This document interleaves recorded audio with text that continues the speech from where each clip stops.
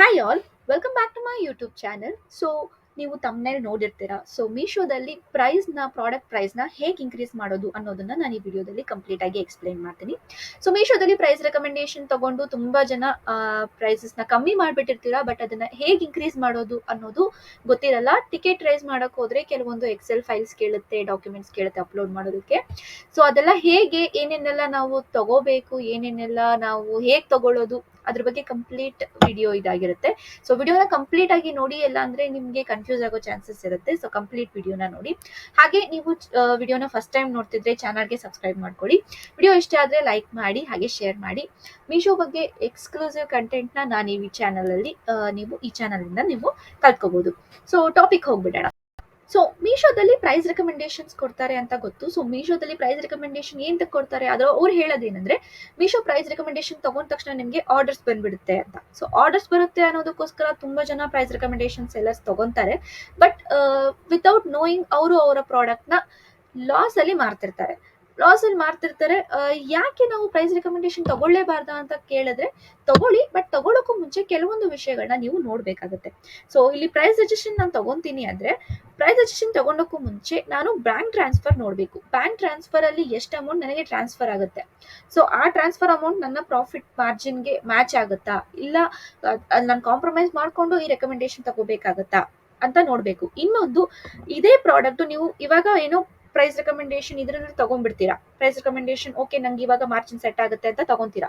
But ಇದೇ product ನ ನೀವು ನಾಳೆ ದಿನ ಪ್ರಮೋಷನ್ ಹಾಕ್ದಾಗ ಅಲ್ಲಿ ತಿರ್ಗಾ ನೀವು 10% ಡಿಸ್ಕೌಂಟ್ ಕೊಟ್ಟು ನಿಮ್ಮ ಪ್ರಾಡಕ್ಟ್ ನ ಪ್ರಮೋಷನ್ ಅಲ್ಲಿ ಬಿಟ್ಟಿರ್ತೀರಾ. ಅವಾಗ ಇನ್ನೂ ನಿಮ್ಮ ಪ್ರಾಡಕ್ಟ್ ಪ್ರಾಫಿಟ್ ಮಾರ್ಜಿನ್ ಇನ್ನೂ ಕಮ್ಮಿ ಆಗ್ತಾ ಹೋಗುತ್ತೆ. ನಾವು ಅದನ್ನೆಲ್ಲ ಗಮನದಲ್ಲಿ ಇಟ್ಕೊಂಡು ಪ್ರೈಸ್ ರೆಕಮೆಂಡೇಶನ್ ನ ಚೂಸ್ ಮಾಡಬೇಕು. ಪ್ರೈಸ್ ರೆಕಮೆಂಡೇಶನ್ ಚೂಸ್ ಮಾಡ್ಕೊಂಡಿಲ್ಲ ಅಂದ್ರೆ ಆರ್ಡರ್ಸೇ ಬರಲ್ಲ ಅಂತ ಏನಿಲ್ಲ. ಆರ್ಗ್ಯಾನಿಕ್ ಆಗಿ ಕೂಡ ನನಗೆ ಈ ಇಯರಿಂಗ್ ಗೆ ಆರ್ಡರ್ಸ್ ಬಂದಿದೆ, ನಾನು ಸೆಲ್ ಕೂಡ ಮಾಡಿದ್ದೀನಿ. ಇವಾಗ ಆಲ್ರೆಡಿ ನಾವು ಪ್ರೈಸ್ ರೆಕಮೆಂಡೇಶನ್ ತಗೊಂಡ್ಬಿಟ್ಟಿದೀವಿ, ಪ್ರಾಡಕ್ಟ್ ಪ್ರೈಸ್ ಕಮ್ಮಿ ಆಗಿ ಹೋಗಿದೆ. ಹೇಗೆ ಇನ್ಕ್ರೀಸ್ ಮಾಡಬೇಕು? ಅದಕ್ಕೆ ನಾವು ಸಪೋರ್ಟ್ ಹೋಗಿ ಟಿಕೆಟ್ ರೇಸ್ ಮಾಡಬೇಕಾಗುತ್ತೆ. ಸಪೋರ್ಟ್ ಅಲ್ಲಿ ಹೋಗಿ ನಾವು ಕ್ಯಾಟಲಾಗ್ ಅಂಡ್ ಪ್ರೈಸಿಂಗ್ ಅಂತ ಕ್ಯಾಟಗರಿ ಇರುತ್ತೆ, ಇಲ್ಲಿ ಕ್ಲಿಕ್ ಮಾಡಿ I want to change price of a product or catalog ಅಂತ ಇರುತ್ತೆ. ಇಲ್ಲಿ ಸೆಲೆಕ್ಟ್ ಮಾಡ್ಕೊಬೇಕು. ಇಲ್ಲಿ ಸೆಲೆಕ್ಟ್ ಮಾಡ್ಕೊಂಡು ನಾವು ಫಸ್ಟ್ ಒಂದು ಟೆಂಪ್ಲೇಟ್ ಇರುತ್ತೆ, ಆ ಟೆಂಪ್ಲೇಟ್ ನ ನಾವು ಡೌನ್ಲೋಡ್ ಮಾಡ್ಕೋಬೇಕು ಅಂದ್ರೆ ನಾವು ರೈಸ್ ಅ ಟಿಕೆಟ್ ಬಟನ್ ಕ್ಲಿಕ್ ಮಾಡಿ ಅಲ್ಲಿ ಡಿಸ್ಕ್ರಿಪ್ಷನ್ ಕೊಟ್ರೆ ನೆಕ್ಸ್ಟ್ ನಮಗೆ ಒಂದು ಡೌನ್ಲೋಡ್ ಟೆಂಪ್ಲೇಟ್ ಅಂತ ಒಂದು ಇದು ಬರುತ್ತೆ. ಇಲ್ಲಿ ನಾವು ಡಿಸ್ಕ್ರಿಪ್ಷನ್ ಏನ್ ಕೊಡ್ಬೇಕು ಅಂದ್ರೆ, please change the price of my product ಅಂತ ಹಾಕಿ. ಇಷ್ಟು ಹಾಕಿದ್ರೆ ಸಾಕು, ಯಾಕಂದ್ರೆ ಕಂಪ್ಲೀಟ್ ಡೀಟೇಲ್ಸ್ ನಾವು ಎಕ್ಸೆಲ್ ಫೈಲ್ ಅಲ್ಲಿ ಅಪ್ಲೋಡ್ ಮಾಡ್ತೀವಿ. ಇದು ನಾವು ಜಸ್ಟ್ ಟೆಂಪ್ಲೇಟ್ ಡೌನ್ಲೋಡ್ ಮಾಡ್ಕೊಳ್ಳೋದಕ್ಕೆ ಮಾಡ್ತಿದೀವಿ. ಮುಂದೆ ಪ್ರೋಸೆಸ್ ಅಲ್ಲಿ ನಾನು ಎಕ್ಸ್ಪ್ಲೈನ್ ಮಾಡ್ತೀನಿ. ನೆಕ್ಸ್ಟ್ ಅಂತ ಕೊಟ್ಟಾಗ ನನಗೆ ಇಲ್ಲಿ ಟೆಂಪ್ಲೇಟ್ ಡೌನ್ಲೋಡ್ ಅಂತ ಒಂದು ಬಟನ್ ಇರುತ್ತೆ. ಇದನ್ನ ಕ್ಲಿಕ್ ಮಾಡಿ ಫಸ್ಟ್ ನಾವು ಯಾವ ತರ ನಾವು ಟೆಂಪ್ಲೇಟ್ ತಗೋಬೇಕು ಅಂದ್ರೆ, ಅಪ್ಲೋಡ್ ಮಾಡೋದಕ್ಕೆ, ನಾವು ಪ್ರೈಸ್ ಚೇಂಜ್ ಮಾಡೋದಕ್ಕೆ ಏನೇನೆಲ್ಲ ಫ್ಯಾಕ್ಟರ್ಸ್ ಇರೋ ಅಂತ ಟೆಂಪ್ಲೇಟ್ ನ ಅವ್ರು ಕೊಟ್ಟಿದ್ದಾರೆ, ಅದನ್ನ ನಾವು ಡೌನ್ಲೋಡ್ ಮಾಡ್ಕೋಬೇಕಾಗತ್ತೆ. ಇಲ್ಲಿ ನೀವು ಡೌನ್ಲೋಡ್ ಆಪ್ಷನ್ ಕೊಟ್ರೆ I want to change the price of product or catalog ಅಂತ ಅದೇ ನೇಮ್ ಅಲ್ಲೇ ನಿಮ್ಗೊಂದು ಫೈಲ್ ಡೌನ್ಲೋಡ್ ಆಗುತ್ತೆ. ಫೈಲ್ ಡೌನ್ಲೋಡ್ ಆದ್ಮೇಲೆ ಇದ್ರಲ್ಲಿ ನೀವು ನೋಡ್ಬೋದು catalog ID, product ID, new Meesho selling price, ಮತ್ತೆ wrong defective return price, MRP ಇಷ್ಟು ಏನು ಕೊಟ್ಟಿದ್ದಾರೆ. ಈ ಫ್ಯಾಕ್ಟರ್ಸ್ ಏನಿದೆ ಇದಕ್ಕೆಲ್ಲ ನಾವು ಫಿಲ್ ಮಾಡಿ ಆಮೇಲೆ ಇದನ್ನ ಅಪ್ಲೋಡ್ ಮಾಡಿದ್ರೆ ಮಾತ್ರ ನಾವು ನಮ್ಮ ಮೀಶೋ ಪ್ರೈಸ್ ನ ಚೇಂಜ್ ಮಾಡೋದಕ್ಕಾಗತ್ತೆ. ಇದನ್ನ ಚೇಂಜ್ ಮಾಡ್ಕೊಳ್ಳೋದಕ್ಕೂ, ಈ ಪ್ರಾಡಕ್ಟ್ ಐಡಿ, ಕ್ಯಾಟಲಾಗ್ ಐಡಿ ತಗೊಳ್ಳೋದಕ್ಕೂ ಒಂದು ಪ್ರೊಸೀಜರ್ ಇರುತ್ತೆ. ಅದನ್ನ ಹೇಗೆ ಮಾಡಬೇಕು ಅಂದ್ರೆ, ಫಸ್ಟ್ ನೀವು ಇನ್ವೆಂಟ್ರಿಗೆ ಹೋಗಿ ಅಲ್ಲಿ ಬಲ್ಕ್ ಸ್ಟಾಕ್ ಅಪ್ಡೇಟ್ ಅಂತ ಇರುತ್ತೆ. ಎಕ್ಸೆಲ್ ಫೈಲ್ ಡೌನ್ಲೋಡ್ ಮಾಡ್ಕೊಳ್ಳೋದಕ್ಕೆ ಇದು ಆಪ್ಷನ್. ಇಲ್ಲಿ ಡೌನ್ಲೋಡ್ ಅಂತ ಕ್ಲಿಕ್ ಮಾಡಿದ್ರೆ ನಮಗೆ ಇನ್ವೆಂಟ್ರಿ ಅಪ್ಡೇಟ್ ಅಂತ ಒಂದು ಫೈಲು ಡೌನ್ಲೋಡ್ ಆಗುತ್ತೆ. ಈ ಫೈಲ್ ನ ನಾವು ಓಪನ್ ಮಾಡ್ಕೋಬೇಕು. ಇದರಲ್ಲಿ ನಮಗೆ ಕ್ಯಾಟಲಾಗ್ ಐಡಿ, ಪ್ರಾಡಕ್ಟ್ ಐಡಿ ಎಲ್ಲ ಡೀಟೇಲ್ಸ್ ಸಿಗುತ್ತೆ. ಬಟ್ ಇದರಲ್ಲಿ ಒಂದು ಹ್ಯಾಕ್ ಇದೆ. ಏನಂದ್ರೆ, ನೀವು ಇಲ್ಲಿ ಕಾಲಮ್ಸ್ ನ ಗಮನಿಸಬಹುದು. ABCDE ಈ ಕಾಲಮ್ ಇಲ್ಲ.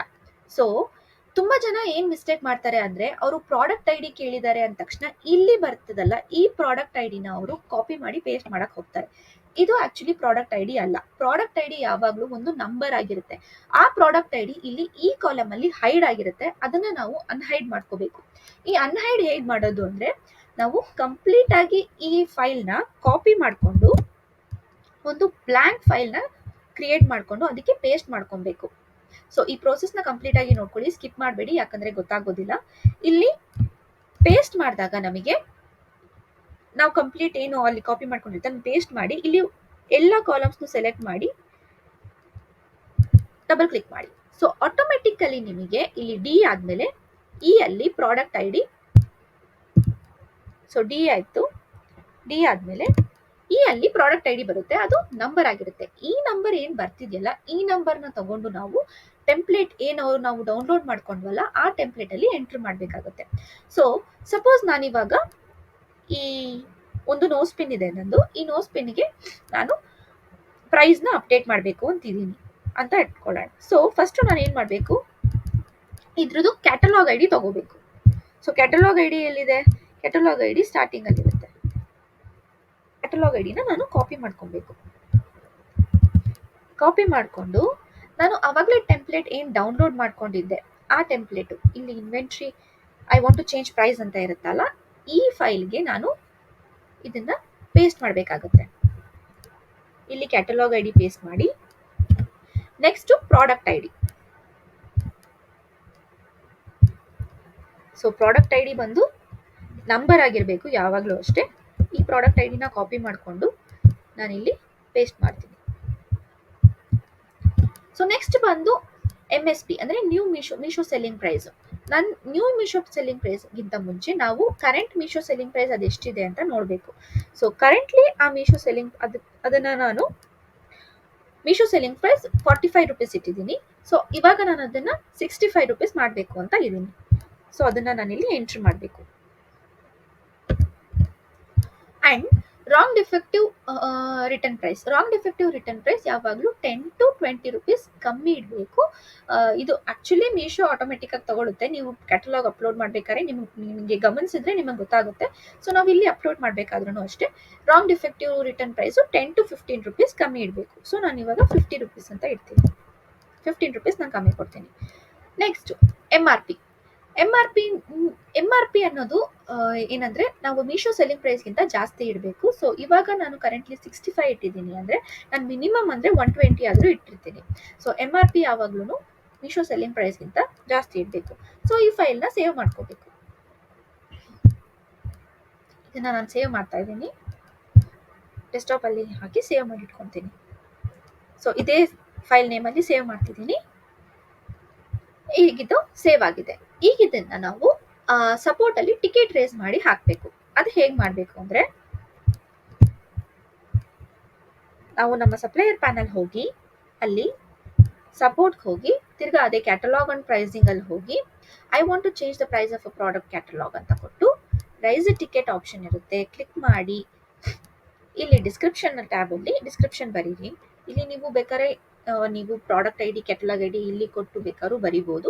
ಬಟ್ ನಾವು ಆಲ್ರೆಡಿ ಎಕ್ಸೆಲ್ ಫೈಲ್ ಕೊಡ್ತಿರೋದ್ರಿಂದ ನಾನು ಇಲ್ಲಿ just I want to change the price of product ಅಂತ ಬರೀತಿದ್ದೀನಿ. ನಿಮ್ಮ ಇಷ್ಟ ನೀವು ಏನು ಬೇಕಾದ್ರೂ ಬರಿಬೋದು. ಬಟ್ ಡಿಸ್ಕ್ರೈಬ್ ಮಾಡೋದಿದ್ರೆ ಡಿಸ್ಕ್ರೈಬ್ ಮಾಡಿ, ಇಲ್ಲ ಅಂದರೆ ಜಸ್ಟ್ ಇಲ್ಲಿ ಬೇಸಿಕ್ ಆಗಿ ಬರೋದ್ರು ಸಾಕು.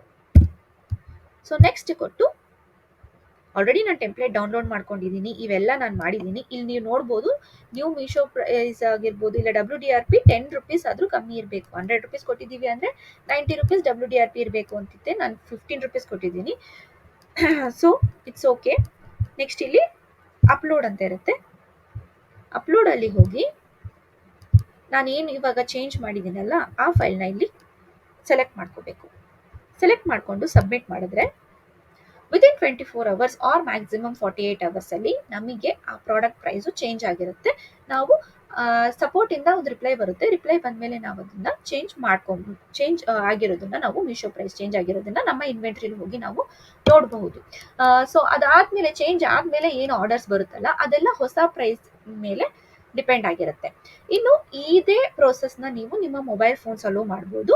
ಏನಂದ್ರೆ ನಿಮ್ಮ ಮೊಬೈಲ್ ಫೋನ್ಸಲ್ಲಿ ನೀವು ಮಾಡೋದಕ್ಕೆ ನಿಮಗೆ ಎಕ್ಸೆಲ್ ಆ್ಯಪ್ಸ್ ಬರುತ್ತೆ, ಗೂಗಲ್ ಶೀಟ್ ಆ್ಯಪ್ ಬರುತ್ತೆ, ಇಲ್ಲ MS Excel ಅಂತ MS Excel ಆ್ಯಪ್ ಬರುತ್ತೆ. ಆ ಆ್ಯಪ್ನ ತಗೊಂಡು ನೀವು ನಿಮ್ಮ ಮೊಬೈಲ್ ಫೋನಿಂದ ಸೇಮ್ ಪ್ರೋಸೆಸ್ಸಲ್ಲೇ ಮಾಡಬಹುದು, ವರ್ಕ್ ಆಗುತ್ತೆ.